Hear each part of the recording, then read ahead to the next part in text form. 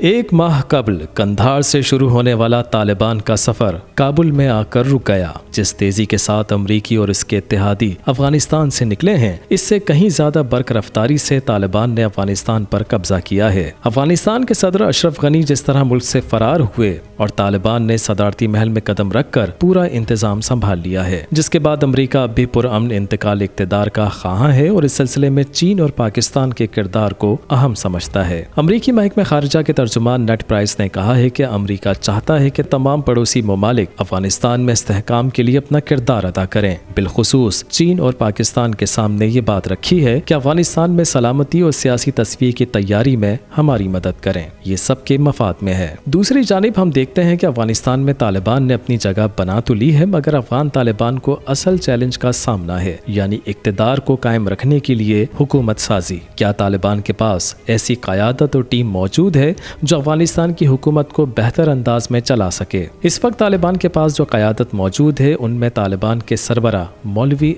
हैबतुल्लाह अख़ुंज़ादा हैं, जो तालिबान के साबिक चीफ जस्टिस भी रह चुके हैं। मौलवी हैबतुल्लाह अख़ुंज़ादा सन 2016 से तालिबान के सरबरा हैं और सियासी, मजहबी और अस्करी मामलात पर उन्हीं का हरफ़े आखिर होता है। तालिबान के सरबरा के साथ दो उनके नायब हैं और तीसरे नायब सियासी उमूर का ओहदा है। पहले नायब सिराजुद्दीन हक्कानी हैं, जो कि हक्कानी नेटवर्क के सरबरा भी हैं। दूसरे नायब मुल्ला मोहम्मद याकूब हैं, जो कि मुल्ला उमर के साहिबजादे और अस्करी उमूर के ऑपरेशनल कमांडर हैं, जबकि तीसरे सियासी उमूर के नायब मुल्ला गनी बरादर हैं और ये तालिबान के शरीक बानी और दोहा में सियासी दफ्तर के सरबरा भी हैं। मुल्ला गनी बरादर का नाम अफगानिस्तान के आइंदा सरबरा के तौर पर भी देखा जा रहा है। अमरीका के साथ मुज़ाकरात में अगरचा तालिबान की टीम शामिल थी, लेकिन फरवरी 2020 में दोहा में अमरीका और तालिबान के दरमियान होने वाले मुआहदे पर मुल्ला गनी बरादर ने दस्तखत किए थे। जब से ही उनका नाम आलमी मीडिया में नुमायां तौर पर लिया जाने लगा है। मुल्ला गनी बरादर का ताल्लुक पोपलजई कबीले से है। अफगानिस्तान के साबिक सदर हामिद करजई का ताल्लुक भी इसी कबीले से है। पोपलजई कबीला अफगानिस्तान और पाकिस्तान की सरहद के दोनों जानिब आबाद है। मुल्ला गनी बरादर अफगानिस्तान में तालिबान की कार्रवाइयों की निगरानी के अलावा तंजीम के रहनुमाओं की काउंसिल और तंजीम के माली उमूर भी चलाते रहे हैं। तालिबान के साबिक अमीर मुल्ला उमर और मुल्ला गनी बरादर एक ही मदरसे में दर्स देते थे और जब 1994 में कंधार में तालिबान की बुनियाद रखी गई थी, मुल्ला गनी बरादर